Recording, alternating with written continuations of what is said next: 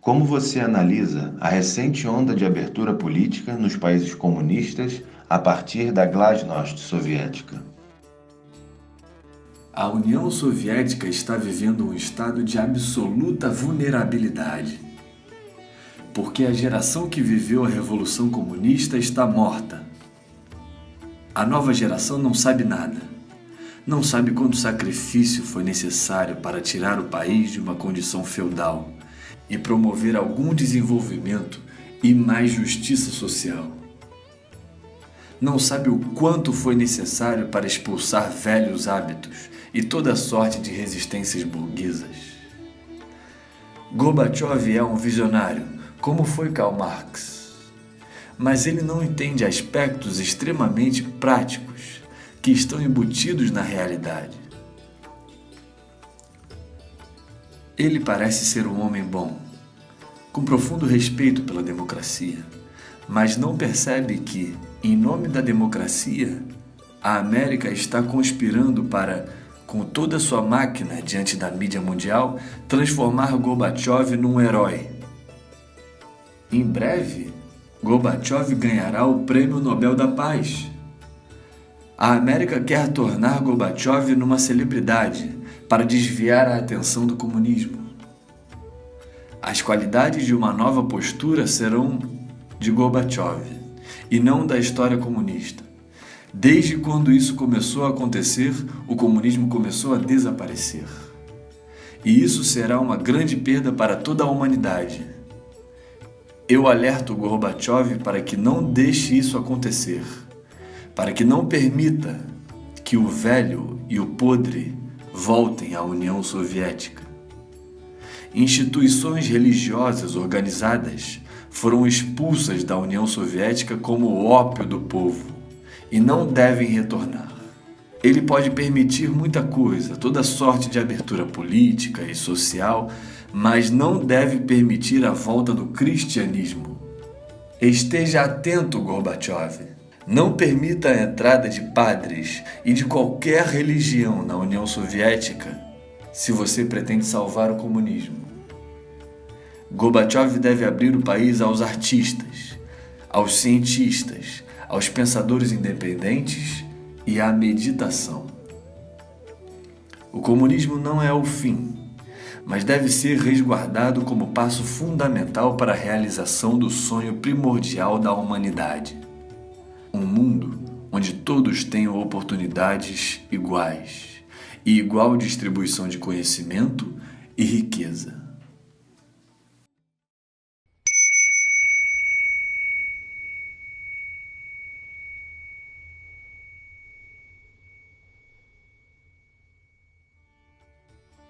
Sendo a abertura soviética inevitável, que caminho pode seguir o líder Gorbachev? Gorbachev necessita, ele mesmo, mergulhar em profunda meditação. Ele não pode ser apenas mais um político. Quando aprender o que é meditação, então tudo o que fizer será de fato correto. Posso ver que ele é um homem de inteligência e de boas intenções para a humanidade, mas não tem profundidade meditativa. Apenas a meditação traz transformações calcadas na descoberta das necessidades reais da espécie. Qualquer outro caminho de transformação será um jogo de imposições das moralidades e mandamentos externos, sem fundamento diante dos desejos mais profundos do povo. Com a meditação, é possível fazer desaparecer a interferência absolutista do Estado. E o mundo não precisará de novas hierarquias, de burocracias, de presidentes, de primeiros ministros, de KGBs e CIAs. Cada indivíduo será capaz, então, de contribuir para a definitiva utopia. Não há outro caminho. Não se trata de uma revolução econômica ou de uma revolução no campo estritamente social. Trata-se de uma revolução espiritual, uma rebelião, contagiando cada indivíduo.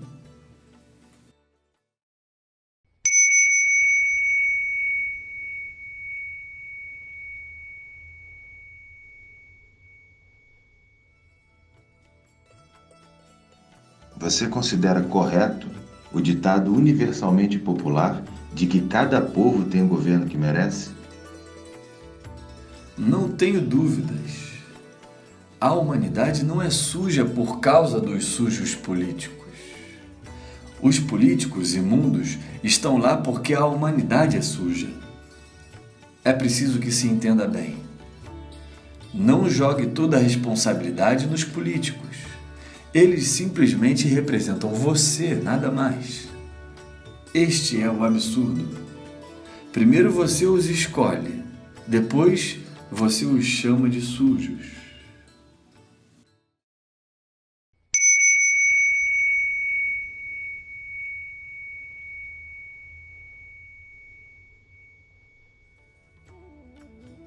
Não é então o poder que corrompe as pessoas? Há uma célebre declaração de um filósofo inglês que diz que o poder corrompe e o poder absoluto corrompe completamente. Não concordo com ele. Minha análise é totalmente diferente. As pessoas estão todas cheias de violência, ambição, raiva, paixão, mas não têm poder e então permanecem santas. Para ser concretamente violento, você necessita de poder. Para satisfazer sua ambição, você precisa ser poderoso. Para satisfazer suas paixões, você mais uma vez precisa ser poderoso. É quando o poder está em suas mãos que todos os cães adormecidos começam a latir. O poder torna-se um alimento para você, uma oportunidade. Não é que o poder o corrompa. Você é um corrupto. O poder apenas abre as portas para a corrupção.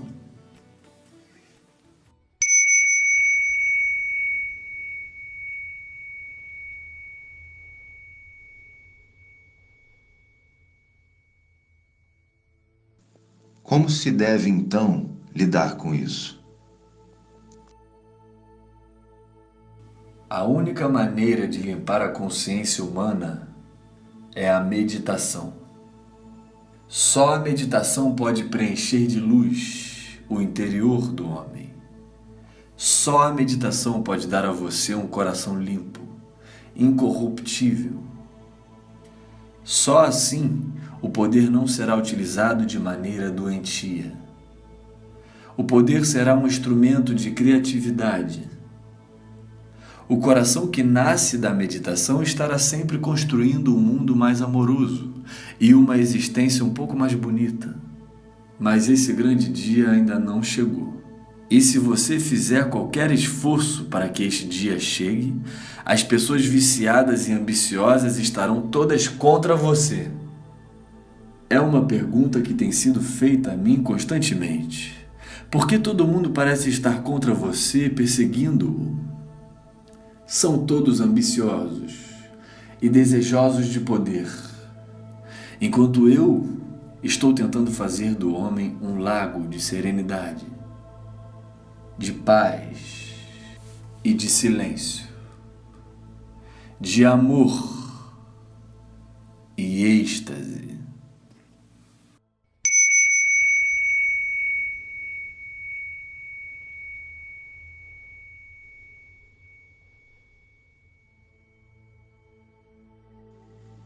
A democracia é possível? As pessoas costumam entender democracia como a liberdade de escolher entre políticos. Para mim, democracia significa que não existem mais políticos. Você escolhe alguém, algum indivíduo, quando percebe que encontrou a pessoa certa, para o momento certo. Não existem partidos políticos e nem razão para que existam. As pessoas serão inteligentes para a escolha certa. Na verdade, candidatos se aproximando do povo e pedindo, por favor, me escolham, é uma coisa absolutamente feia, desgastada. Se ele tem, de fato, alguma capacidade, as pessoas haverão de pedir-lhe que assuma esta ou aquela responsabilidade. A verdadeira democracia vai escolher pessoas inteligentes, mas as pessoas de real visão jamais irão mendigar seu voto.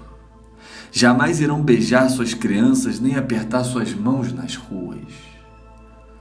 Ele não vai procurar a televisão para mostrar uma performance semelhante à qual você acredita ser a ideal para um presidente. Você vai ter que persuadi-lo. Toda a cena se transforma.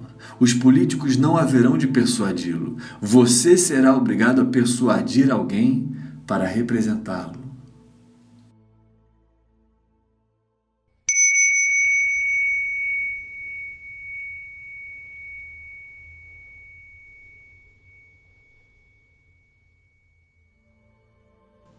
A cultura ocidental tem procurado o caminho das drogas, às vezes na tentativa de experimentar o feeling interior que a cultura oriental busca através da meditação. Qual o papel das drogas nesse sentido? Não sou, de maneira geral, a favor das drogas. Minha insistência é pela meditação. Mas se as pessoas não meditam e querem uma pílula para se sentirem mais altas ou felizes, então não sou, da mesma maneira, absolutamente contra as drogas. Acho que os efeitos colaterais das drogas deveriam ser removidos, e a ciência está pronta para fazê-lo. A ciência tem condições de criar químicas que levem as pessoas a alguma sensação de alegria, alguma capacidade de eficiência, de maior relaxamento e menos violência. Estas drogas deveriam ser purificadas sob controle governamental e vendidas sob licença médica. Essa é a única maneira de parar o tráfico ilegal e criminoso de drogas. Se 30% das pessoas estão tomando drogas, então os governos estão transformando-as desnecessariamente em criminosas. O crime relacionado ao tráfico e uso de drogas pode ser facilmente extinto. Mas todo o problema é que a Igreja Cristã e todas as outras religiões não querem ver pessoas felizes. Esta é a causa. A raiz. Uma questão que não está devidamente aberta à sociedade. Se as pessoas estão felizes, elas não irão à igreja. O fundamento e toda a estratégia das religiões é tornar a vida o mais miserável possível, para que as pessoas voltem às igrejas e peçam bênçãos para a próxima vida.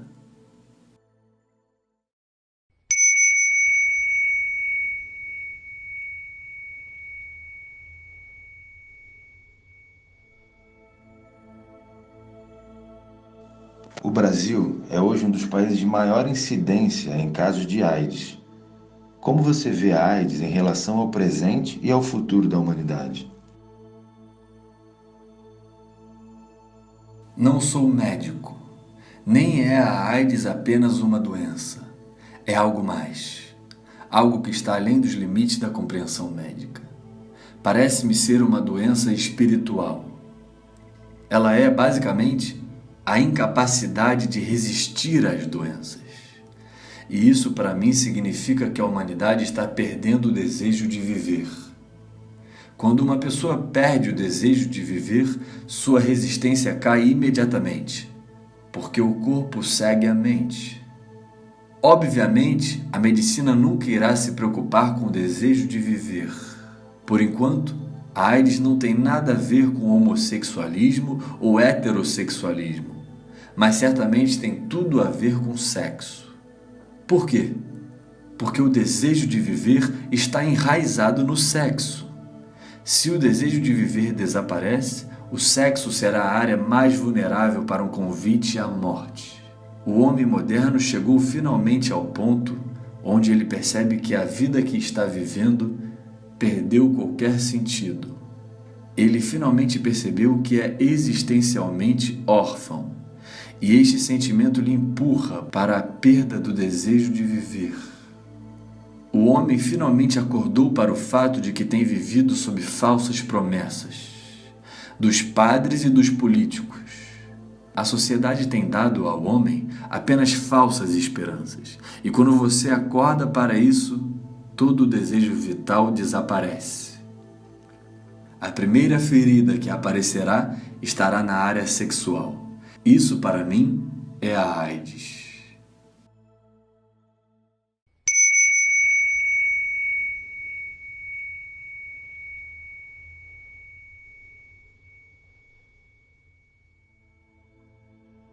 Mesmo entre classes sociais diferentes e em meio a diferentes idades, no Ocidente, a procura por jogos, vídeos e objetos eróticos é explosiva. Por que tanta atração diante da pornografia? Toda a responsabilidade é de uma tradição absolutamente repressiva, construída sobretudo por suas religiões. Elas são responsáveis por toda sorte de perversão sexual. Elas transformaram a vida em algo tão paralisado que toda a sua estratégia de sobrevivência depende da repressão à energia chamada sexual. Lembre-se, você tem apenas uma energia, e nas partes inferiores do corpo costumamos chamá-la energia sexual. Você só consegue transformar esse sentimento através da meditação. Através da alquimia da meditação, a mesma energia se dirigirá de maneira diferente e em outras direções. Ela se transformará em amor, em oração. As religiões não têm trabalhado para transformar essa energia, mas sempre para reprimi-la. E se você reprime, é natural que o resultado seja um ser humano pervertido. Ele se torna obcecado por sexo. As religiões criaram uma situação estranha. Elas criaram a obsessão pelo sexo e lhe punem com a responsabilidade sobre isso. Elas são culpadas por criarem culpas no povo. Uma vez livre das explorações religiosas e das convenções religiosas, não haverá qualquer interesse por jogos e objetos eróticos.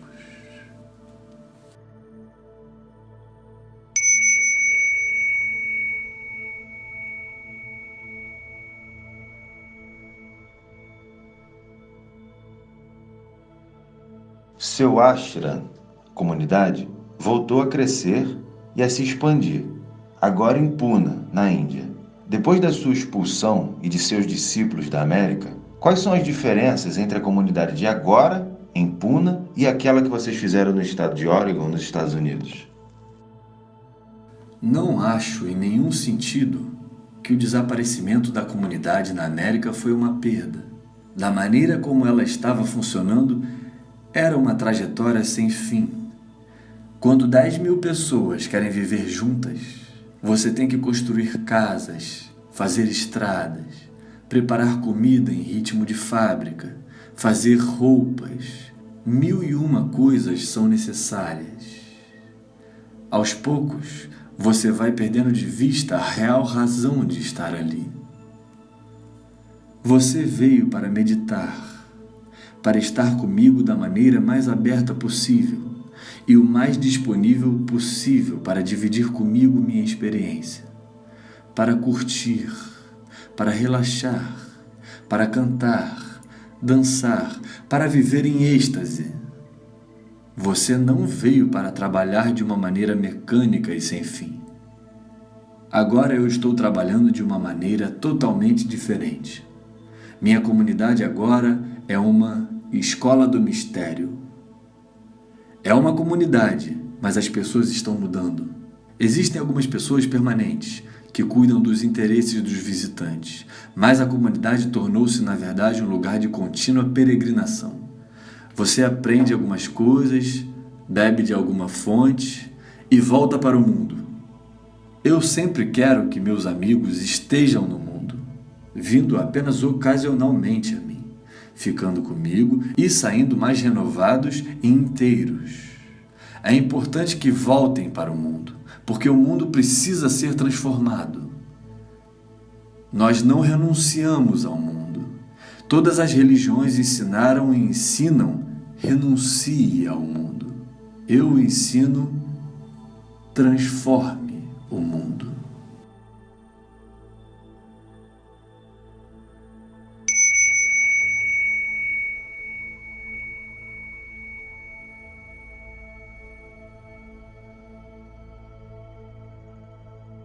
Você acha que as pessoas que estão vindo à sua comunidade na Índia são diferentes daquelas que iam lhe ver na América? A qualidade das pessoas que estão vindo é mais alta, e isso era o que eu esperava. Foi um trabalho pesado, de 35 anos, e agora o resultado começa a aparecer. Pessoas mais inteligentes e sensíveis estão chegando, pessoas com maior capacidade para ouvir e para experimentar o silêncio também. Gente ainda melhor virá.